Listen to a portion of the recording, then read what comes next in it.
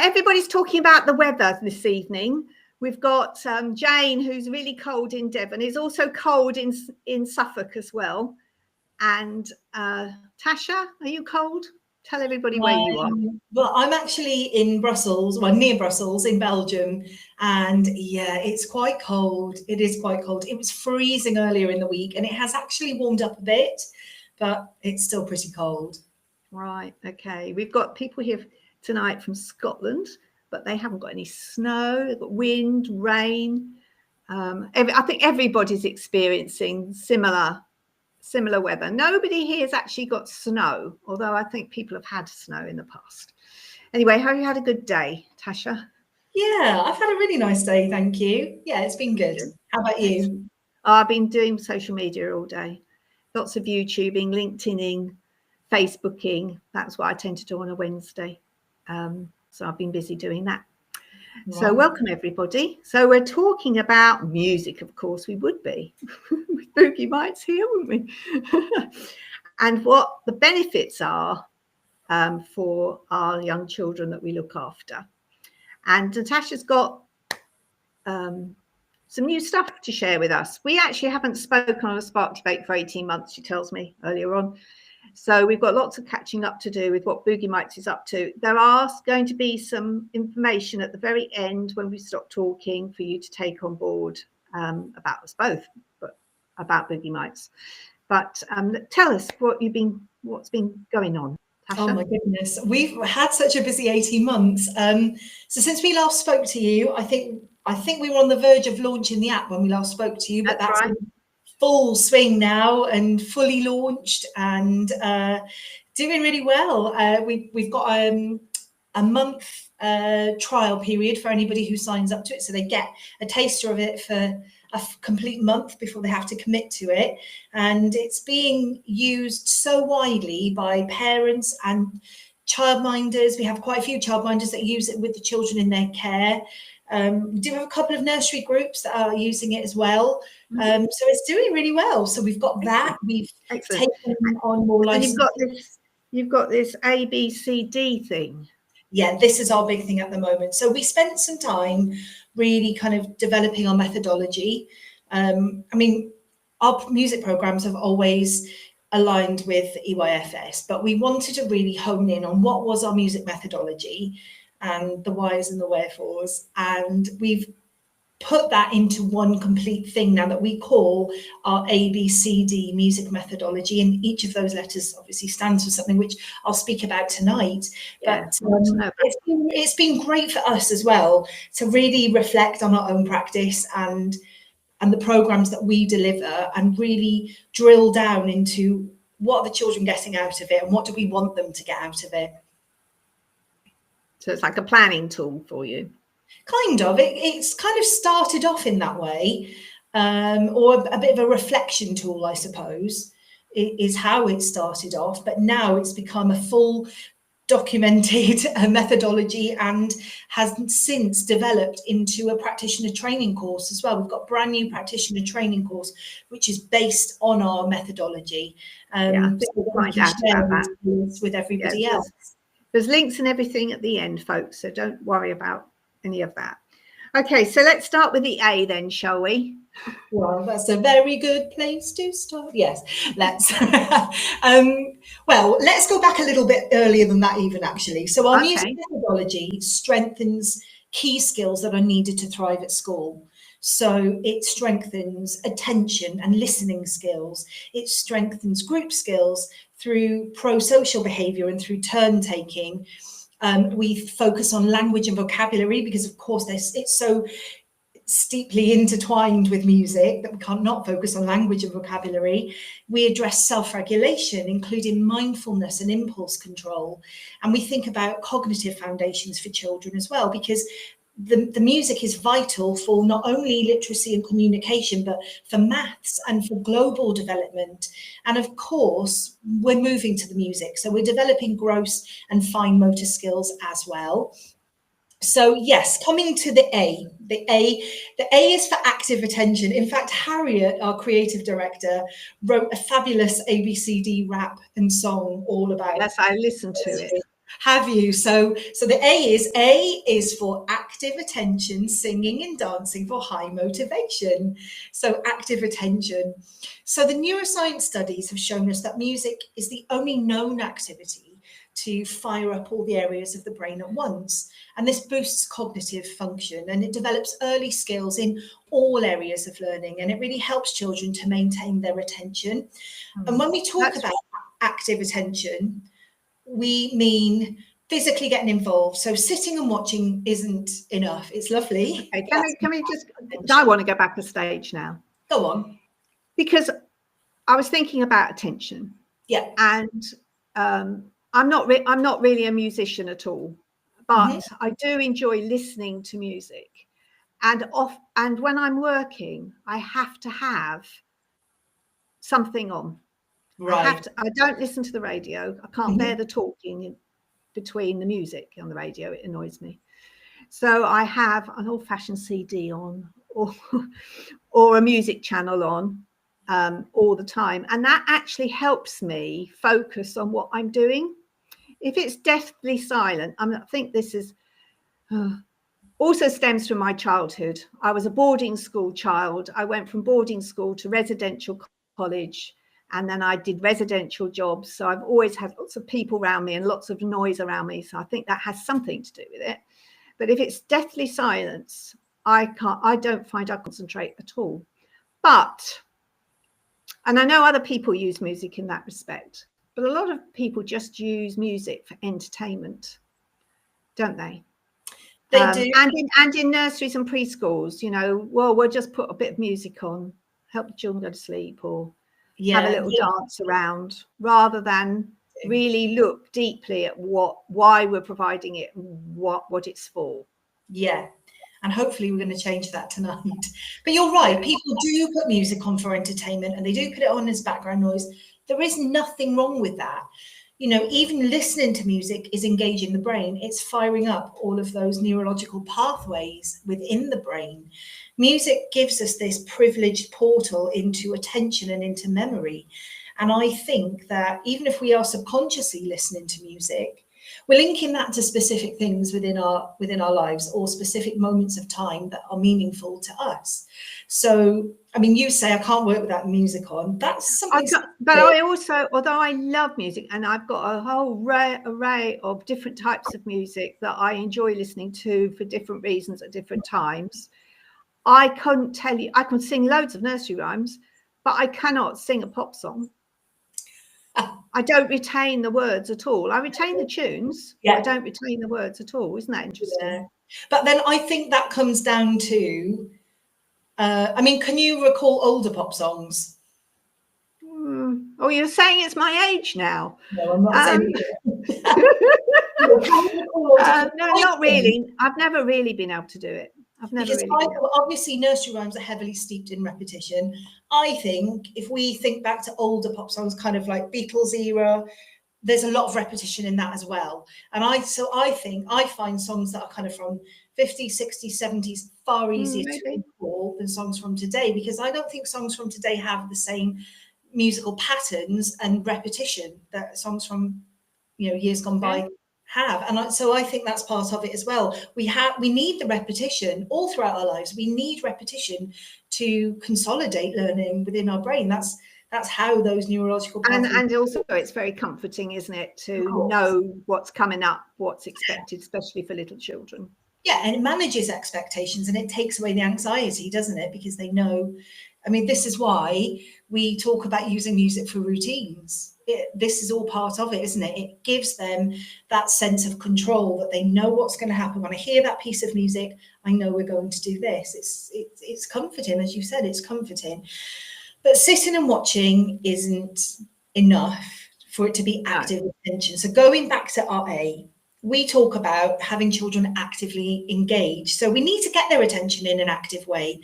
So that means lots of singing, clapping our hands, copying the actions, keeping a strong and steady beat, which is directly linked to literacy and communication, developing rhythmic awareness, developing phonological awareness, developing melodic awareness, dancing along, following sequences, so developing our mathematical knowledge, and playing homemade instruments and having lots of fun. That gets children actively engaged. Funnily enough, we were talking about this earlier. We were reflecting on sessions that we'd previously done in the community. And I was saying there was a nursery before I moved here. When I was back in the UK, I used to go into a nursery where the room was split into two, but not entirely. So it wasn't two separate halves of the room. There was like a half height bookshelf that divided the room. And so in my half of the room, we would be doing Boogie Mites. In the other half of the room, they were doing whatever that group were doing. And the first few weeks that I went in, I'd have my side of the room and we'd be doing the session. And it was so funny to notice how quickly we've gathered children from the other side of the room who would come and stand over the fence, first of all, and have a little look, see what you're doing. And they'd take a few more steps into the room the next week. And then the week after that, you think, oh, hang on, you're in. And that's the active attention, you know, it grabs their attention and then they want to join in, and that's the activity part of it. Yeah. Well, the active learning part goes with everything that we do in early years, doesn't it? You know, whether we are preparing a maths activity or even, you know, art and craft, it's all about children being active learners rather than sitting behind a desk that perhaps happened when I was at preschool. Unfortunately. So, and I can see particularly countries overseas countries using a lot of video and having children sitting and watching the video. Right. I've seen that happen. From because you obviously deal with sessions in other countries, don't you? Yeah. But you know, the movement, the hands-on approach is what really hooks them in and encourages that development within the brain, because we can sit and watch things as often as we want, but that doesn't necessarily mean that we're absorbing the activity. We've got to be hands-on and engaged. I totally agree. Yeah, and so our aim at Boogie Mites is what we do is to motivate and engage children through the music activities led by enthusiastic adults.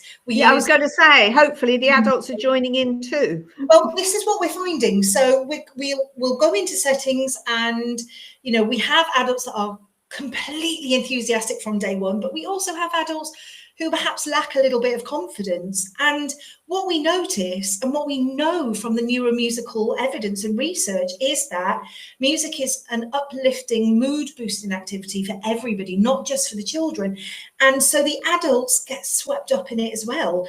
And that really leads to them becoming those enthusiastic adults that we need to deliver these sessions. You know, it's such a rewarding thing to go in, do the session, and then not only to see the joy on the children's faces and to see them joining in and see the development as the weeks go along, but to hear firsthand from adults as well, who will grab you on the way out and say, do you know what, I was so nervous about that, but I loved it, really loved it. Yeah, exactly. You see that they become more and more confident as the weeks go on.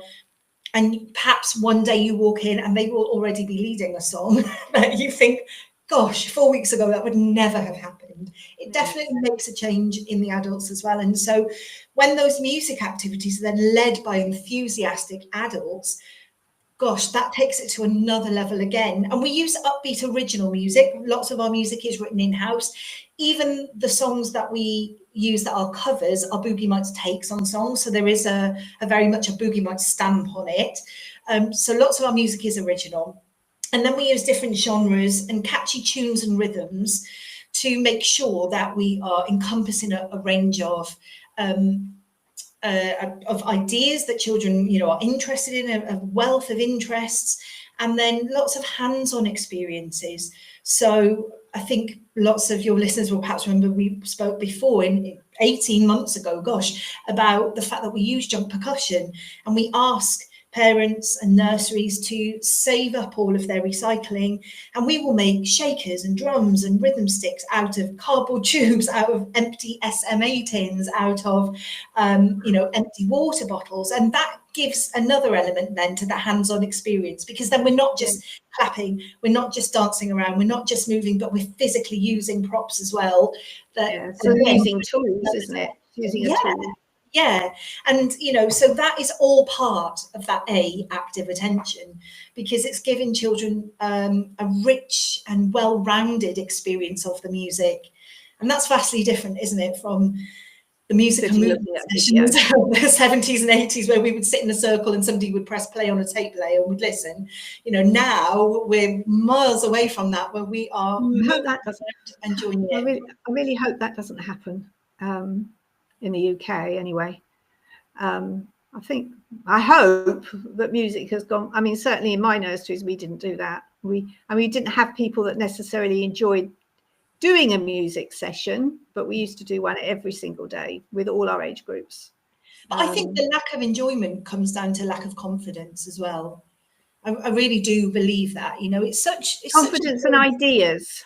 Yes, yeah. And ideas of what to do. Yes, and again, our aim is to, our whole, ethos is to provide, our mission is to provide families and practitioners with the knowledge, the confidence and the resources to harness that brain boosting fun of music every day. That's your B, isn't it? So our B is brain boost. That's our B. Our B is brain boost. Because as we've said, music is such a whole brain activity. The evidence has shown us that undertaking musical activity in early years can help build those strong cognitive foundations for learning. It's a multi-sensory activity, and the brain just happens to be a multi-sensory organ. They marry hand in hand, don't they? It uses the same neural networks. The brain uses the same neural networks for music as it does for language acquisition. Yeah, so that's where you have children that have speech delay, where music is so important. Oh my gosh, so important. But the other thing is, I certainly think this is still the case, that reading and sport and maths is considered much more important than music. Sadly, that is the case. Although I think I would put sport almost on a par with music in terms of down the pecking order as well. I feel that, especially having recently done, I've recently done a webinar with Josh Candy, who's the founder of Early Years PE, and we were having a very symbiotic conversation where we were both saying, we're so far down the pecking order, and you're right, Yes, but parents recognise sport, I think, more than they recognise music. Yeah, particularly, and I don't want to be sexist about it, and I know we've got ladies football, that's come into the fore, but particularly with boys, all boys are encouraged to take up a sport, particularly, I think, don't you? Parents are more aware, maybe not from a school's perspective, unless you happen to choose a school that is focused on sport, but from a parent's perspective, I think a lot of parents will send their boys to rugby or football or I don't know what else. Well, I think it comes down to the parents. I do think there's a lot to be said for not just boys sport, but I have a number of friends who send their girls to sports as well. Yeah, no, I'm saying that is happening now. Yeah. I think it comes down to environment, really. I mean, my children do sport, but we encourage them to get involved in activities rather than specifically sport. However, the school they go to is quite sport orientated and has a really good number of ex-athletes and even ex-Olympians on the teaching team. So sport is a huge thing in my children's school. So it's very heavily pushed. But thankfully, they also put an equal amount of effort into music as well. So we are very lucky in that respect. But going back to what you're saying, yes, I think music does come quite far down the pecking order. And we need to work to change this, because My goodness, there are so many issues that you hear about time and time again in early years, particularly, you know, about lack of confidence, lack of attention span, lack of, I had it myself then, didn't I, in the middle of that sentence, lack of attention span, this, you know, these delays in speech and language. And the answer to all of it is music, but it's just getting the message out there. We need to get the message out there. So much of this could be really, really helped. And I'm not saying entirely cured, of course, but massively helped through music, because music reaches so many parts of our global development that other activities don't.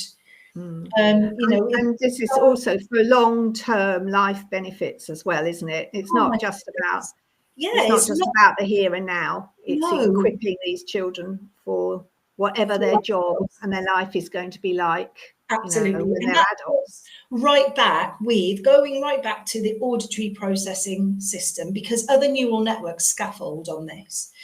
And music really helps to develop an auditory processing system, because it provides a rich and varied auditory experience for the child and for the adult also.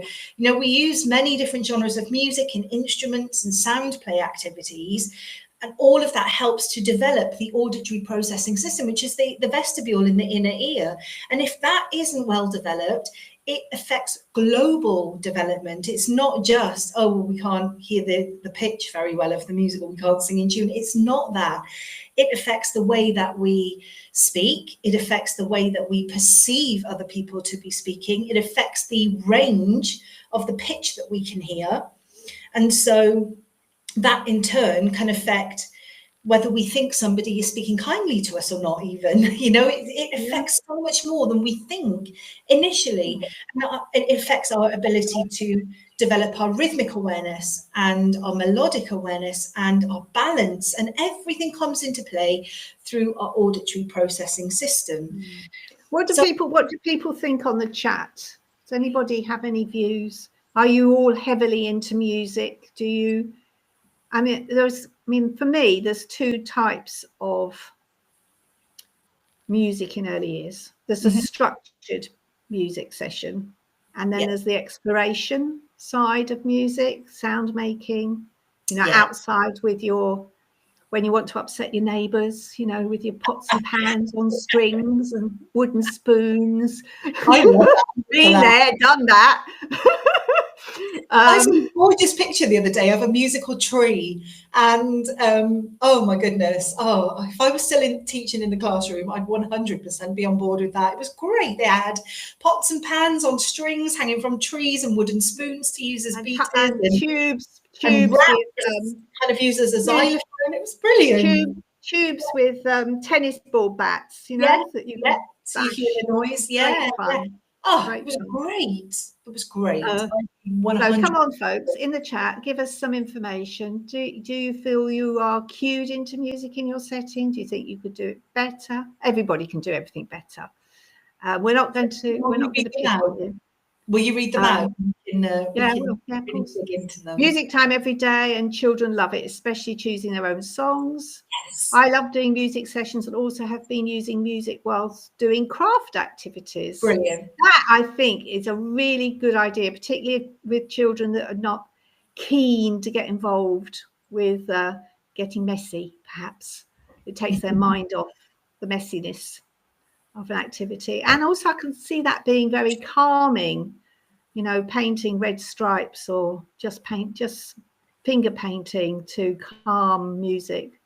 I can see that being very good for the soul and the brain. And imagine when those children are grown up and they hear that music again, that's going to tap into their memory, isn't it? They're going to think back to, oh gosh, I remember. Well, they won't actually consciously remember it. Actually, they may do. But their unconscious memory will remember it. I'm saying that because I understand that research has shown that we don't have much memory before the age of 6. We might think we remember something, but often it's something that we're told about or we've seen a photograph about. But actually music's something that we can't be told about or see a photograph about. But, you know, there are bits of music I'm sure we're all the same, that we play when we need to feel calm, or we need to get something out of our system, or what have you. Well, we've got somebody else. We do lots with clave sticks and rhythm, keeping the rhythm and getting the beat going, and taking turns as the child's name is called. Somebody else has said, found the results to be amazing. Children stay in activity for far longer. Coming in this fast, and as you say, very calming. My little ones are shy, starting to build confidence and move. The more we do music time. Yes, we love asking the families what music is meaningful to them, creating a Spotify list of that music and play it. And I'm going to come on to that actually. When we start talking about the sea, I'll come on to that. Yeah. Because that's all around their community and their music that they listen to at home. Yes. Anyway, have we finished with the brain? No. Can we ever finish with the brain? Barely scratched the surface, but I'll go through the rest. So, so we include lots of beat keeping activities and rhythmic activities because that helps to develop a rhythmic awareness. We develop melodic awareness as well. We use recorded music. Now, this is sometimes an area that causes some debate. Some people think that we should just have a cappella music, that we should just sing it. We are firmly for bit of a cappella as well, but recorded music, because we can have a catchy tune, overlaid harmonies, we can play around with pitch and dynamics. We can, of course, do a cappella singing activities as well, but with recorded music, children are hearing overlaid instruments and sounds, they're hearing modulations, key changes in the music, they're hearing harmonies. We can't get all that through a cappella off the bat. No. So there is certainly a place for recorded music, and we firmly believe that, recorded music has a strong place in early years music. And then we develop counting and sequencing and pattern skills. We've talked about maths briefly, haven't we? And that's the causal relationship with math skills. We use a variety of rhythmic patterns, and we use linked activities that notice and explore these patterns of sounds as well, and movements with words. So we use our rhythm sticks, just like the people in the chat were talking about, and we tap out the various patterns of different sounds, syllables, and we might notice perhaps alliteration in words and tap when we hear the same sound beginning the same words. We promote dynamism, the energy, the feel-good factor, because we use high frequency harmonics, and we use actions that stimulate the endorphins and the dopamine within the brain. And we promote coordination and balance, because of course we're moving around, but we're also tuning in and listening to a variety of music. So that's developing that vestibule in the ear, going right back to melodic awareness. Listening is something that I feel quite strongly about. Oops, I've just dropped. Hang on 1 minute. Oh, I've just dropped something. Children, and we don't hear so much about it now, glue ear. But children who have a hearing loss of any description because they've had, ear, nose and throat infections, etc., actually have to relearn how to listen. It doesn't just come back. No, because it's really very interesting in the auditory processing. If they've had glue ear, if they've had issues with hearing, they haven't had that complete development of the auditory processing system. So that needs to be ironed out in order for all of those other skills to catch up. Yeah. And there's a correlational link in the brain attentive. So we extend attention span because we use music activities that bring about a perceptual sound contrast. That constantly surprises the brain. We use different musical activities. So when they're hearing sound contrast, and again, this is great for developing auditory processing, we need to be hearing different pitches, different contrasting elements of sound to awaken the brain, keep it interested, and develop that rich kind of tonality and pitch and frequency. And then promote self-regulation as well, because we have to help children to develop that impulse control and that emotional regulation. So linking perfectly with what somebody in the chat has said, we like to use music that's familiar to children, so lots of repetition. So even with our original songs, they will become familiar to the children because we'll repeat them over and over and over.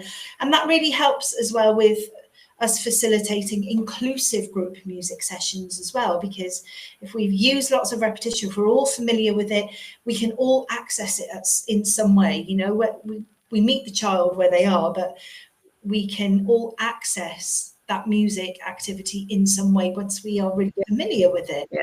And then, of course, they're developing finer skills through using the props and dancing around as well. So there's a lot to be said for brain boost. But I didn't give you the rap, did I? So B is for boosting your brain with the rhythm and the rhyme time and time again. That's Harriet's B rap. Excellent. Excellent. So, I mean, somebody's written in the chat about we have a visiting musician in every week, and he brings 8 big African drums. Wow. The children love it, and he's brilliant.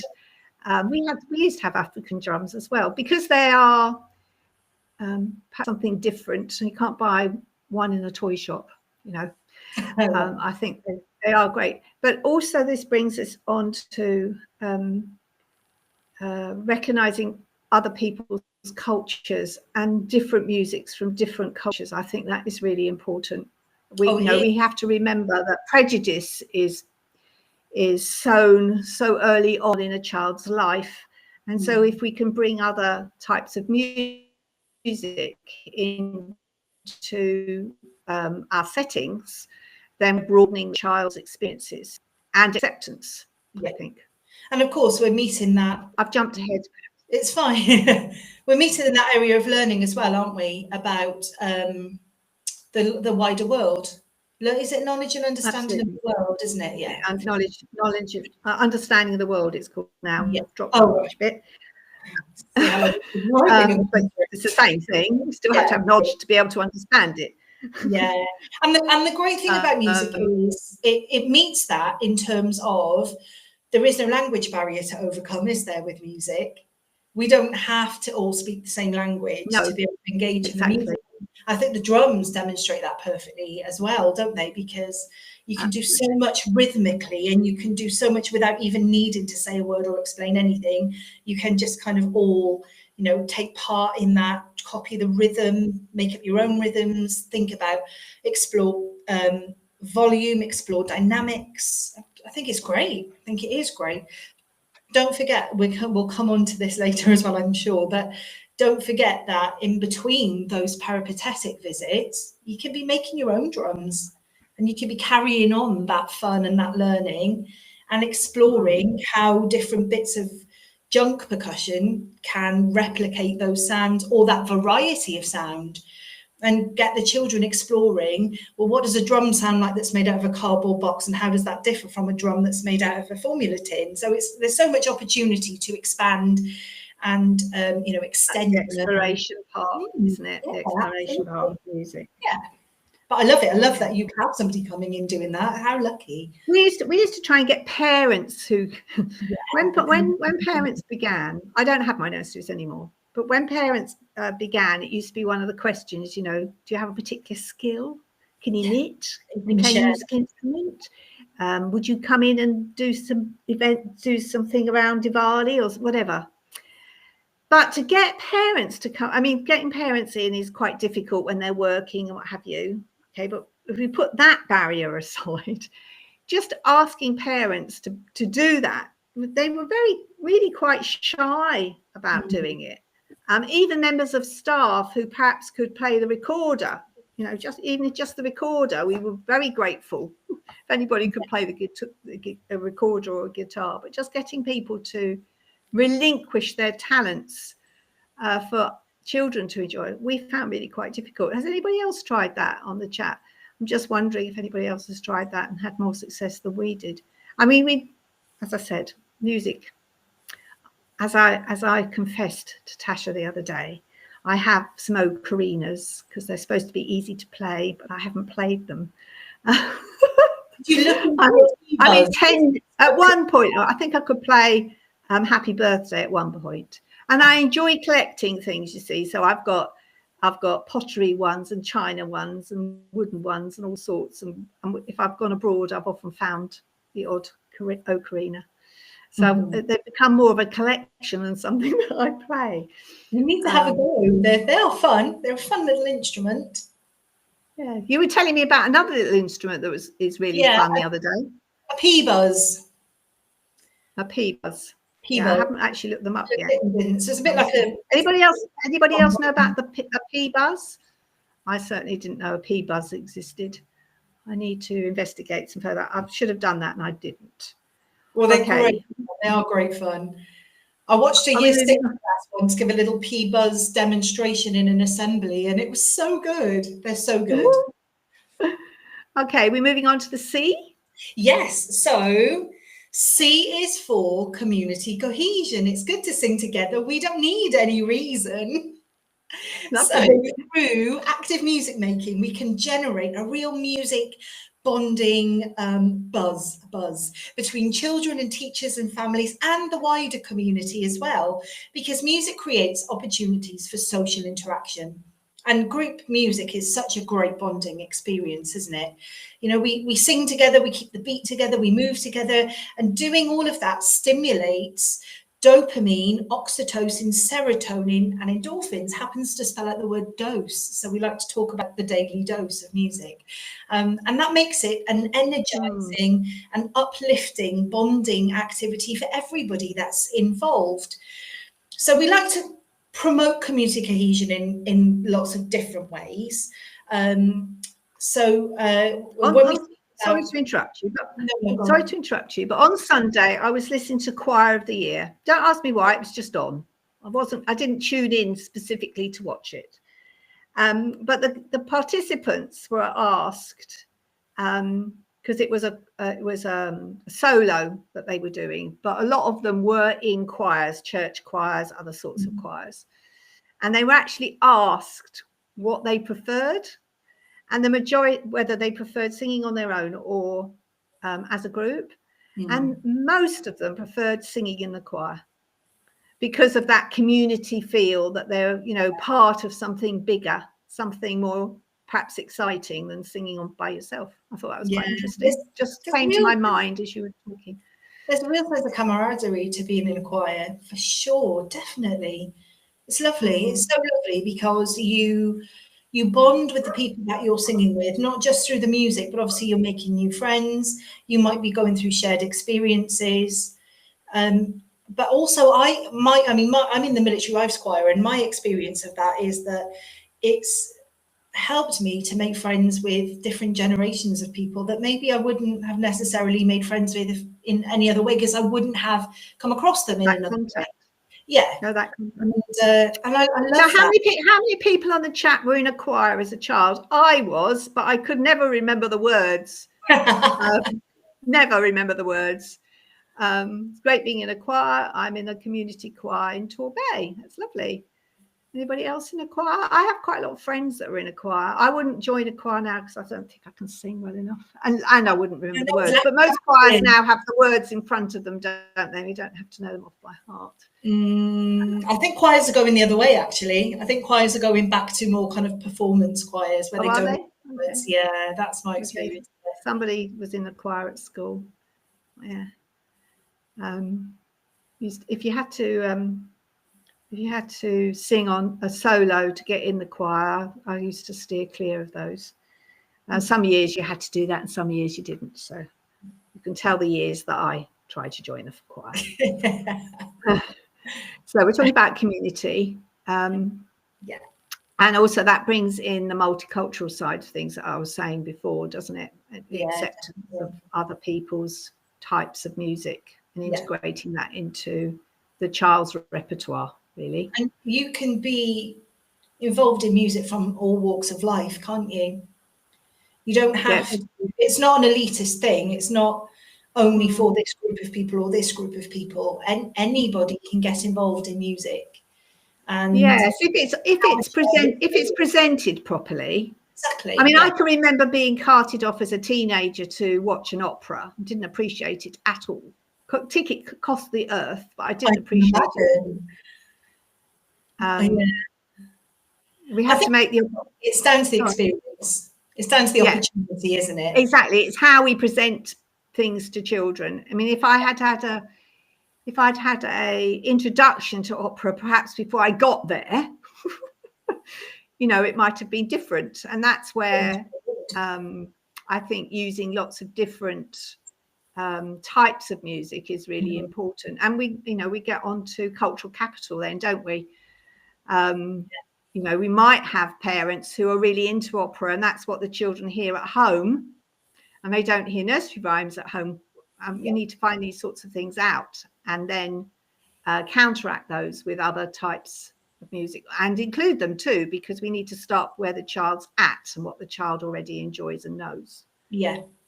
We had a great chat with somebody about cultural capital the other week, actually, and she had a really interesting take on it, which I loved, because she said, when we think about cultural capital, we try and find out as much as we can about the child, particularly if they're coming into a setting. If they're a new joiner, we give the form to the parent, don't we, that says, what do they like to do at home? What are they interested in?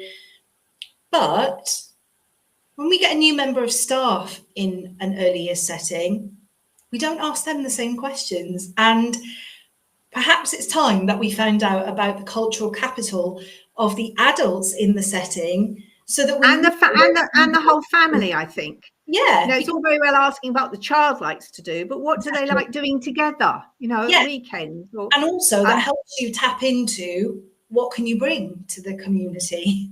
If we know what your cultural capital looks like, and that of the staff in the setting as well, then my goodness me, what a rich opportunity of experiences we can bring. I thought, gosh, she's right, isn't she? You know, we should be asking those questions to everybody, not just about the child. I think, I really thought there was food for thought in that. Absolutely. So we really promote community cohesion through group cooperation and synchronization using our props and our jump percussion instruments. So when we lead a music session, we suggest that every child and adult has the same instrument or prop and work together to follow a leader. So if I was leading a drumming song, I'd make sure that every single person had a drum, and either drum with their hands, or, you know, perhaps 2 cardboard tubes to use as rhythm sticks, or whatever they're going to use as their drumsticks, so that we can all get involved together. We have that synchronization. And we aim to promote community cohesion between families connected to the children as well. We like to break down the barriers of language and promote confidence.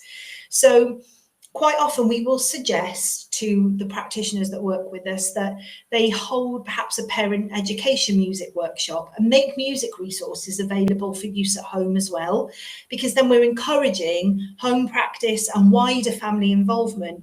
You know, we can say, why don't you come in and see what a music session looks like, and what we're singing in nursery, and how we're doing this, how we're getting different bits of jump percussion out, and you can replicate that at home. So you've got that real kind of rich, married up experience for the child. That's really also very important for the child's mental health. Yeah. So that they're linking their life up. You know, it's not life in preschool and life at home. No, there's real separation. Yeah. And then we promote a wider community cohesion as well, because we try and introduce older adults through linking up with a care home. So we arrange intergenerational music sessions, or we might suggest that to the settings that we work with, you know, and say, why don't you get in touch with the local care home and see, can we do these music sessions in their care home and all together? Oh my gosh, they're so beautiful, because the children will go in, we'll take all the props and all the instruments in, and then the residents of the care home will join in as well. And again, you see these cross-generational friendships. Light up, I can imagine. Yeah, absolutely. But you get these cross-generational friendships, and you get that bonding buzz. You really feel that sense of bonding buzz when that, you know, is happening. And of course, it gives them something new to look forward to every week that is out of the ordinary from their usual routine as well. So there's, you know, a real kind of strong benefit to everybody's mood boost and well-being through music in a community cohesive way. And of course, the sense of community is us all doing something together, but then the cohesion comes in where we're doing it simultaneously. So, you know, I'm thinking about an example that Dr. Anita Collins was giving us from Bigger Better Brains, where she said, you know, we might all go to a sports event, for example, and we might all start clapping our hands, you know, come on, let's go, let's go. But at some point, that will go from this flurry of sound of clapping hands to everybody suddenly synchronizing, and that beat becomes 1, 2, 1, 2, rather than everybody clapping hands at different times, and that's the cohesion part of the community cohesion then, where we all step in, fall in line with each other. That's interesting. Yeah, I hadn't thought of it like that before. Because when we did our music sessions, and my nursery's closed about 7 years ago now. Yeah. But every child we did have homemade instruments as well. Yeah. But children used to choose what instrument they wanted off of the music trolley. Yeah. We never did anything, well, to my memory, or never consciously just used drums, or just used a triangle, or just used a string instrument of some description. So that's interesting. I haven't thought of it like that. That's where the cohesion can come in. When you all got the same instrument, you can work together. I mean, I think you see these beautiful musical instrument trolleys in schools and in settings, and they're lovely, but A, they cost a fortune, and B, there's one of everything. And they're always a mess. Yeah, they are. I'm fixing the break. But, we try to have a hook for everything apart from the drums. Yeah. And then only that child gets to play the triangle. And if they have real affinity to it, they are the only child that gets to play that triangle. No, I can see that. So there's a nice thing about and the other beauty of it is that, of course, you can, when you're using junk instruments, you can all make your own. So you get that element of it as well. You get that craft activity, and then you get that sense of ownership with the children. Well, they're proud to use those instruments because they made them and they worked hard on them. So you get that as well, which is lovely. Yeah. There's more to it than just let's get the drums out. There's a whole backstory to it then. So that's lovely. So that is community cohesion. And then the last pillar of the methodology D is for the daily dose. It's the way to learn we love the most. So daily dose. As you're giving us medicine here. No, it doesn't. It is.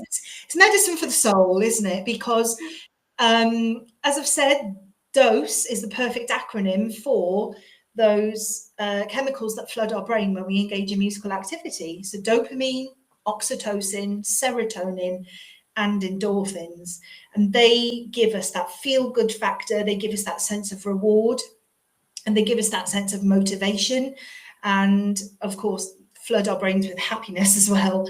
So it's the more that we engage in musical activity, the more we have all of those gorgeous feelings flooding our brain.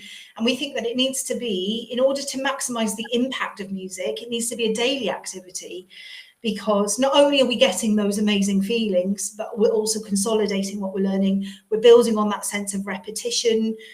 Those neurological pathways are growing in the early years, because the brain obviously is still growing then, and the more we repeat, the more they develop. So we get all of that, as a bonus from doing music on a daily basis. And then early years practitioners and parents who are with children every day are the best placed people to harness that power of music for supporting development. So we've got to remember that actually some practitioners are probably with the children more than their parents are. On some days, they might be perhaps with them from 7 a.m. till 6 p.m. So they are as much an important pillar of that child's life as the parent. So of course they're best placed to help harness all of that development. So children will also educate their parents.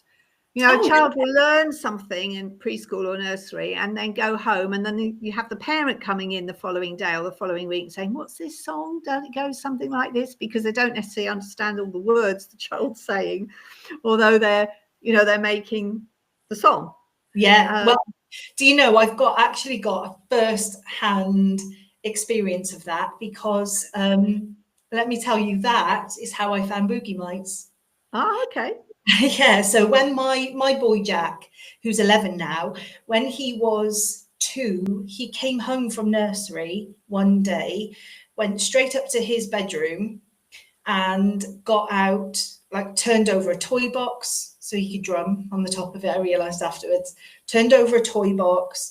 We had some little instruments in his bedroom, so he had little shakers and rattles and things like this. Collected all these things, lined his teddies up, and then was doing like a Boogie Night session for Teddy. So I walked up to him, I was like, what is he doing up there? 2-year-olds and quiet aren't always the best mix, are they? No. And he's setting, and I thought, what is he doing there? Is he playing scores? What is he? So I just stood back with the door and watched for a bit, put everything in place, and then he picked up 2 sticks of, I can't remember what they were, and he starts bang-a-dee bang bang, bang-a-dee bang bang on this thing, and I was like, what is that? So I went in and said, what are you doing? He's like, I'm doing my music. And he was replicating the Boogie Night sessions that he'd been having in nursery. But at that point, I didn't know that they were going in and doing them. We hadn't heard about this. And I wasn't familiar with any of the music. And, you know, just love this original music. What are these songs that he's singing that I'm not aware of? My goodness, they're so catchy. That was where my journey with Boogie Nights actually started. So first-hand experience of how a child can come home from something that they're doing day in, day out in nursery, and then teach the adult. I learned most of the early Boogie Night songs that I learned through Jack, through learning them from him at nursery. Yeah, so you're right. The children do bring home experiences. And it goes back, doesn't it, to us talking about that complete circle of learning between home and the setting. So, I mean, we think you don't need to be a musician to harness the power of music to support children's development. You just need enthusiasm in absolute spades. And the more and talk about fake it till you make it, the more enthusiastic you can be, even if you're not really feeling it, dig deep, because the more enthusiastic you appear to the child, actually the more enthusiastic you do become, and you do get happier about it. It does do wonders for your mood, and you feel uplifted. And the more you do that, the more confident you become. And of course, once the confidence is there, you can happily lead a session, because once you've reached kind of that stage of, well, I'm really confident, I know what I'm doing, it doesn't matter.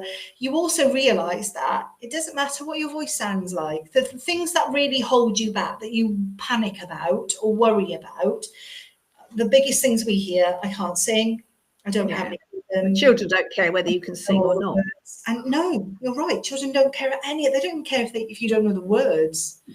What they enjoy and what they remember is that sense of you doing it with them, dancing with them, and your inhibitions, and being a bit silly for a minute.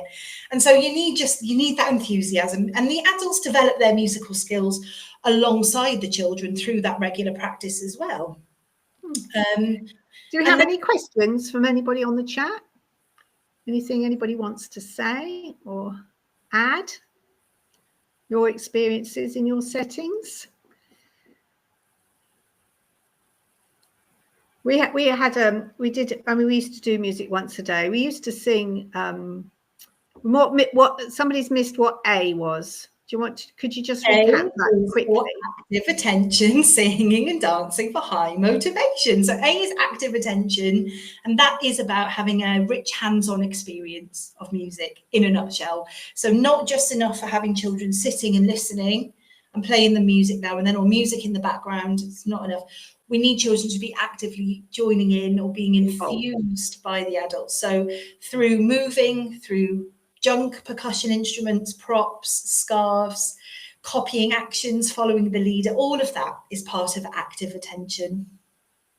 Same as what we need for everything that we do. I think.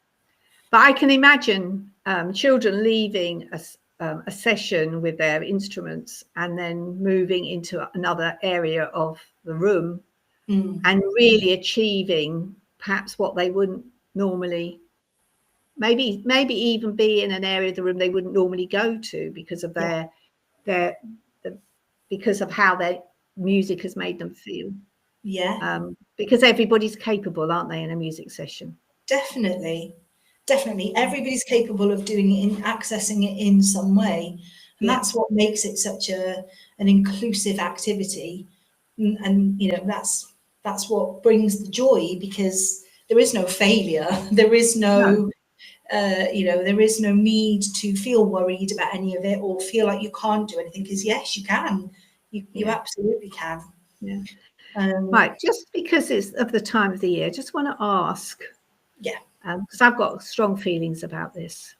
Is anybody doing a nativity play or anything like that for their parents? I've got a thing about children being put on the spot to act out things for parents. Nobody's going to own up now. But working with overseas kindergartens and preschools, they might not put on a nativity because that might not be their culture, but they have a need to showcase what the children could do by putting the child on the spot, and it's often singing and dancing that the child is being asked to do, and often alone. And I think that's horrendous personally. Obviously nobody's doing it, or they're not owning up to it. I think you could do group things for parents. This is what we offer. I'm not trying to get an extra plug in here, I promise, but genuinely, this is what we offer. We offer a pack called Arctic Adventure. So there is one religious song. I mean, again, they're all original songs that Harriet's written, but there is one religious song in there called 10 Little Shepherds, which can be removed. So if you feel strongly that you don't want any religion in there, so you can remove that. The others then are just kind of festive themed or winter themed. And I think in line really with what you're saying, Catherine, is that the pack comes with a script that you can use if you want to put it on as a show, but equally the songs don't have to be linked. So if you just want to either use it just as some festive music within the setting without an audience, just let's all learn some new festive songs, you can do that. Or if you do want to put on a little mini kind of show for parents, there isn't you don't need any kind of soloist, you don't need children that have to get it. And what you could do is, rather than do it as a production where it's them and then the parents of the audience, you could just do it again as a community music session. Where you're inviting the parents in to just sing alongside the children, so you can run it that way. So it's a kind of a bit of a multifaceted program really, because you can either do it as a show, or you can do it as a concert, or you can use the script, or you could video it and then show the parents the video, because I think that takes the worry out. It just becomes a normal daily activity then, without a whole load of parents staring at you. So that's the program that we've got, and is available on our website for that reason. Then nurseries can access it however they best see fit.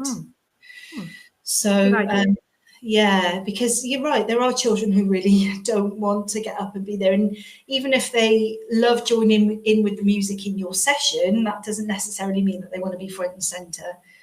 No, and even if they're not put, staring at them. even if they choose not to be put in the center of everything, they must feel as though they're not good enough, right? So even if they're a bit shy and they're not made to do it, which I hope that would happen. It certainly doesn't happen overseas. Often they are made to do it, but even if they're not made to do it, it still must make them feel less part of the group. Still must have a psychological impact on that child, which is why I have a big thing about it.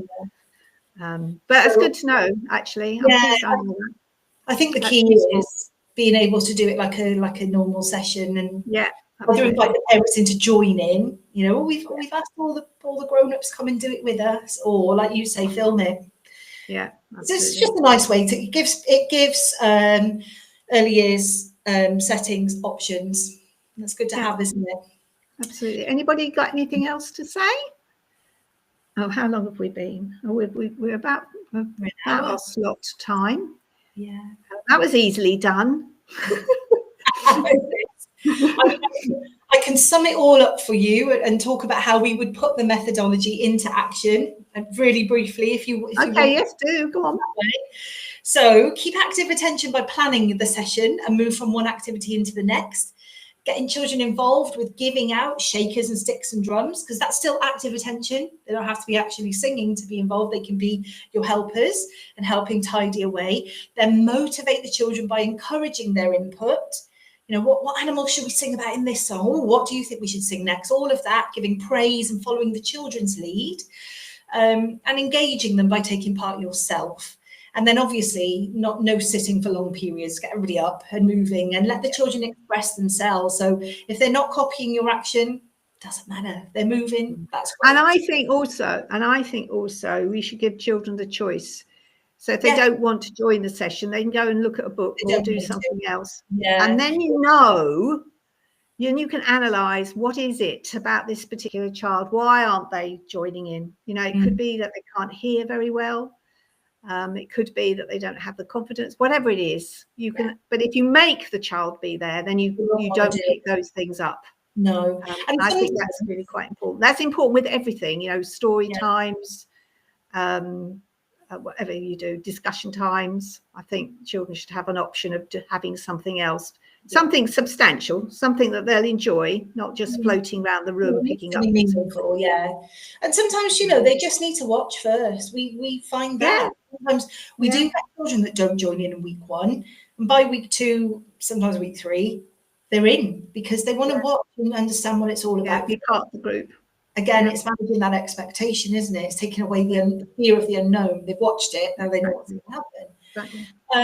So brain boost through repetition and working on progressing all of those lovely skills. Turn the music up loud so they can tune into the beat. Community cohesion, get everybody joining in together. Invite parents in, get all staff joining in. And daily dose. Make sure you include music and movement alongside other activities in your day as well. I should have said this actually. You don't have to lead a music session every single day. When we talk about daily dose, doesn't mean find 40 minutes every day to sit them down and go, we're going to do music now. What we mean is feed it into your day. Yeah, we're all going to have lunch. What songs do we know about food? We're all going to go outside. Let's sing a song about putting on our coats. It can be integrated into your day as well. So it's the methodology. It helps the day move along actually. Yeah, because there's no waiting. Nobody has to wait because they're all participating. Yeah. So although I've spent time talking about the methodology, we can sum it up very quickly. There's lots of really quick win takeaways that you can use to incorporate it into your everyday music session. Excellent. Right, anybody, last chance, folks. Anybody got anything they want to add, comment? You don't have to agree with us, by the way. These are supposed to be debates, but I'm always end up, as I've said before, agreeing with everything the person has said. It's the people I choose. While people are writing in the chat, can I just please let you know that we have put all of this into a training package and it's self-paced.